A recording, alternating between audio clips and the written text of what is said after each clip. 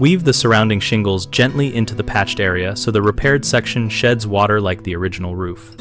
Start by removing nails and lifting adjacent shingles around the patch so you can access the full lap pattern. Match the new shingles to the existing exposure and orientation, then slide replacement shingles under the lifted tabs, preserving the original stagger pattern so seams do not align vertically. When tucking in a shingle, lift the tab with a flat bar and insert the cut edge of the new shingle beneath it rather than simply laying it on top. This maintains the intended flow and prevents a catch point for water. Use aluminum roof cement sparingly beneath cut edges or nail heads if the substrate is undersized or the laps are not tight, but avoid glazing the surface, which can trap moisture.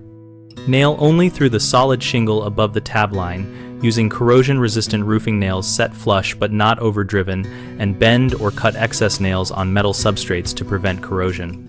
Finally, press each repaired area down firmly with a roller or by hand, while the cement grabs so the lap settles and the adhesive forms a continuous barrier. The three common mistakes are aligning new seams directly over old seams, using too much adhesive, and failing to match exposure and gauge. When seams line up, you create a continuous path for water, so always shift the course of the new row 1/2 tab or one nail to the left or right to stagger seams.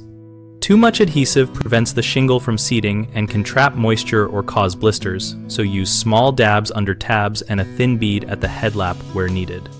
If you do not match exposure, you change how quickly water sheds and you can create backflow at the lap, so trim and lay trial pieces before nailing to confirm the exposure matches the surrounding field. BigHomeProjects.com connects homeowners with local contractors and shows examples of roof repair discussions so we can learn from real experiences. We host a community where homeowners and contractors exchange tips on techniques like weaving shingles and find leads so we all benefit.